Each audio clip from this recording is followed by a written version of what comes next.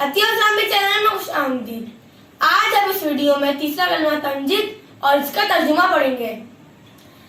اعوذ باللہ من الشیطان الرجیم، بسم اللہ الرحمن الرحیم۔ تیسرا کلمہ تمجید، تمجید معنی بزرگی۔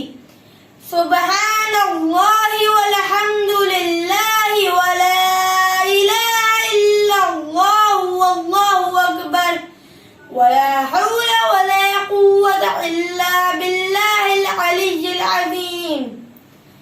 اور اس کا ترجمہ یہ ہے، اللہ پاک ہے اور سب تعریف اللہ کے لیے ہے، اور اللہ کے سوا کوئی معبود نہیں، اور اللہ بہت بڑا ہے۔